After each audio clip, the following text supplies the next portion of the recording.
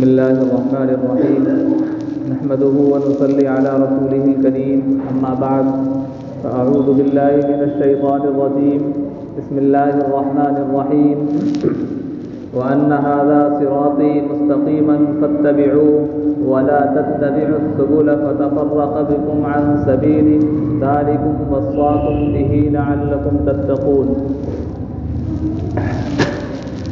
میرے محترم بزرگوں اور دوستوں، اسلامی بھائیوں، اللہ تعالیٰ نے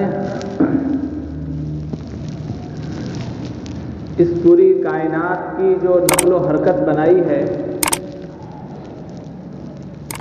اس کو الگ الگ ٹائمز میں ڈیوائیڈ کر دیا ہے۔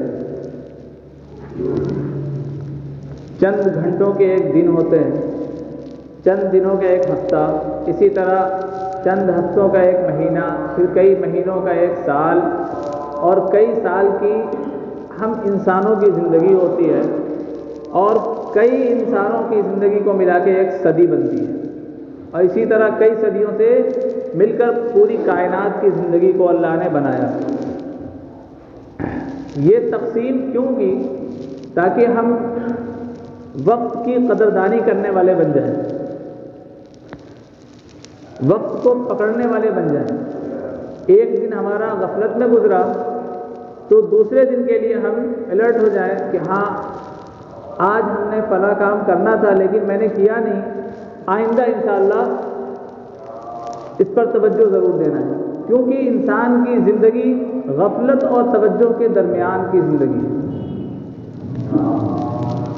ہر وقت انسان دو چیزوں کے درمیان ہوتا ہے، غفلت یا توجہ۔ کسی نہ کسی چیز پہ اس کی توجہ ہوگی یا پھر اس سے غافل ہوگا وہ۔ اب یہ دیکھنا ہے کہ توجہ کس کی طرف ہے، مقصد کی طرف ہے یا بے مقصد ہے۔ اگر بے مقصد ہے تو بھی وہ غافل کہلایا ہے۔ آج امت کا بہت بڑا طبقہ ہے جو فضول کاموں میں لگا ہوا ہے، اپنے اصل مقصد کو چھوڑ دیا۔ اصل مقصد تو یہ تھا کہ ہم کس لیے پیدا کیے گئے ہیں، اس پہ ہمیں فوکس کرنا چاہیے کہ ہم اللہ کی عبادت کے لیے، اللہ کی فرما برداری کے مطابق زندگی گزارنے کے لیے ہم پیدا کیے گئے۔ اللہ کا جس طرح حکم ہے اس طرح ہم کمائیں، اللہ کا جس طرح حکم ہے اس طرح ہم معاشرے میں رہیں، اپنے گھر والوں کے ساتھ رہیں۔ یہی ہے اللہ کا حکم اور یہی ہے ہمارا مقصدی زندگی۔ لیکن اس وقت کچھ لوگ ایسے ہیں جو اسلامی کلچر کو فالو نہیں کرتے، وہ انگریزوں کے کلچر کو فالو کرتے ہیں۔ ابھی کچھ دن پہلے، 5 دن پہلے گزرا ہے، 5-6 دن پہلے کرسمس ڈے، لاکھوں مسلمان اس میں شریک ہوئے، اور اس کی قباحت میں بتا چکا۔ ہزاروں لاکھوں لوگ ایسے ہیں جو نیو ایئر مناتے ہیں۔ نیو ایئر اگر دماغ سے سوچا جائے اگر اس میں کہ کیا فائدہ ہے، تو اتنا بڑا بھی ذرہ برابر بھی اس میں کوئی فائدہ نہیں۔ ہاں نقصان اس میں لاکھوں، نہ دنیاوی کوئی فائدہ ہے نہ دینوی کوئی فائدہ ہے۔ یہ الگ بات ہے کہ ہاں ان کا کلچر ہے، غیروں کا کلچر ہے، وہ دشمنان اسلام ہیں، ان کا کلچر ہے،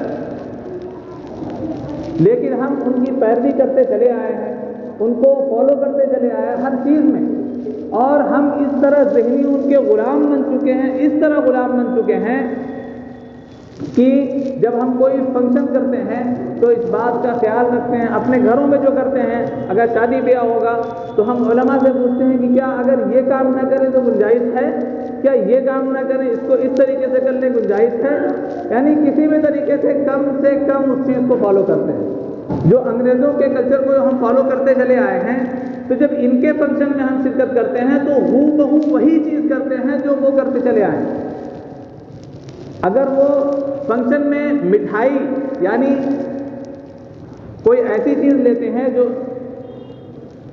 جس کو ہم خوشی کے وقت کھاتے ہیں، تو ہمارے یہاں کیا چلتا ہے؟ مٹھائی چلتی ہے، رسگلے وغیرہ چلتے ہیں، لیکن ان کے وہاں کیا چلتا ہے؟ ان کے یہاں صرف 2 پروڈکٹ ہیں، کیا ہے؟ ایک تو چاکلیٹ اور دوسرا کیک۔ یہاں تک کہ ہم جب برتھ ڈے مناتے ہیں تو مٹھائی بھی نہیں کھاتے ہیں بلکہ کیا کھاتے ہیں؟ کیک۔ یہ ذہنی غلامی ہے، ہمیں اس پر شرم آنی چاہیے۔ ہمیں غلام کس کا ہونا چاہیے؟ کس کی سنتوں کو فالو کرنا چاہیے، اور ہم کس کی کر رہے ہیں؟ ہم ان کی سنتوں کو فالو کر رہے ہیں، ان کے طریقے پر چل رہے ہیں جن کی نسلوں کا پتہ نہیں حرام ہے حلال ہے۔ کیک کاٹتے ہیں، چاکلیٹ بانٹتے ہیں، اور یہاں تک کہ جس طرح وہ بیلون لگاتے ہیں بلون، اسی طرح وہ لگاتے ہیں، اپنے گھروں میں لگاتے ہیں۔ جو لفظ وہ استعمال کرتے ہیں، جس ورڈ کا وہ یوز کرتے ہیں، وہی ہم بھی کرتے ہیں۔ جتنی چیزیں ہمیں یاد ہیں، اگر ہم یہ اپنی چیزوں میں یاد کر لیں کہ اسلامی جو فنکشن ہے، ایسا نہیں ہے کہ انجوائے کے لیے اللہ نے ہمیں کوئی تہوار نہیں دیا،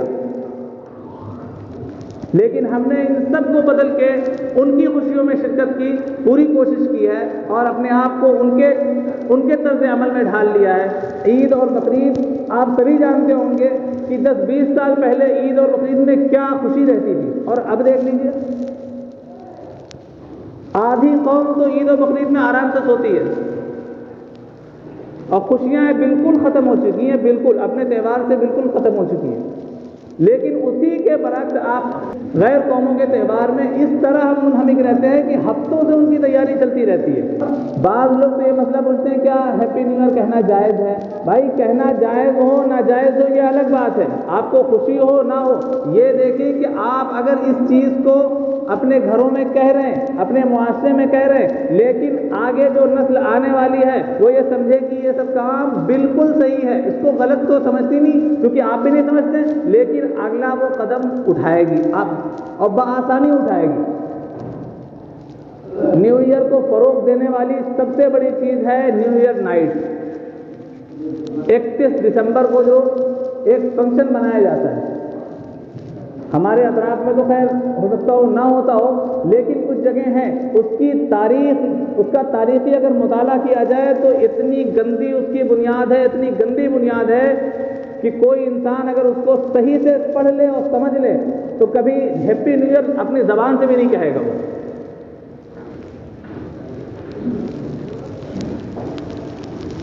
بس اتنا سمجھیں کہ یہ ہمارا کلچر نہیں ہے، اور اللہ رب العزت نے ایک دم صاف صاف قرآن پاک میں فرما دیا وَأَنَّ هَذَا صِرَاطِي مُسْتَقِيمًا فَاتَّبِعُوهُ وَلَا تَتَّبِعُوا السُّبُلَ فَتَفَرَّقَ بِكُمْ عَنْ سَبِيلِهِ۔ سن لو وَأَنَّ هَذَا صِرَاطِي، میرا راستہ ہے جس کی تم پیروی کرو۔ اگر میرے راستے کے علاوہ تم غیروں کے راستے کی پیروی کرو گے تو کر لو، ٹھیک ہے، لیکن وہ کیا کریں گے؟ تمہیں اسلام سے باہر کا راستہ دکھا دیں گے۔ فَتَفَرَّقَ بِكُمْ عَنْ سَبِيلِهِ، اللہ کے راستے سے تمہیں بالکل بھٹکا دیں گے۔ صرف یہ مت سمجھنا کہ تم سنتوں کو چھوڑنے والے بلکہ اسلام کو چھوڑنے والے ہو جاؤ گے۔ اسی طرح حضور پاک صلی اللہ علیہ وسلم نے ایک حدیث میں فرمایا من تشبہ بقوم فہو منہ، جس نے کسی کی شباہت اختیار کی وہ اسی میں سے ہوگا۔ جس نے جس قوم کی شباہت اختیار کی اس کا حشر اسی کے ساتھ ہوگا۔ سب سے بڑی خطرناک بات یہ ہے کہ یہ سوچ لیں کہ اگر حشر میں ہمیں اٹھایا جائے کن کے ساتھ؟ جن کے ساتھ غیر المغضوب علیہم ولا الضالین، اللہ تعالیٰ نے پہلے ہی کہہ دیا۔ ہم روزانہ قرآن پاک میں اس میں نماز میں ہر رکعت میں پڑھتے ہیں کہ اللہ نے لعنت بھیجی ہے ان لوگوں کو، ان پر جو ہے غضب نازل ہوا ہے، ان کے ساتھ ہمارا حشر ہوگا جب ان کو اٹھایا جائے ان کے حساب و کتاب کے لیے۔ اس وقت اگر ہمیں اٹھایا گیا اللہ کتنے غصے میں ہوگا، ہم کیسے پاس ہو سکتے ہیں؟ اللہ تعالیٰ کہنے سننے سے زیادہ عمل کرنے کی توفیق عطا فرمائے۔ Hey there. Subscribe to my channel. And also press this bell icon.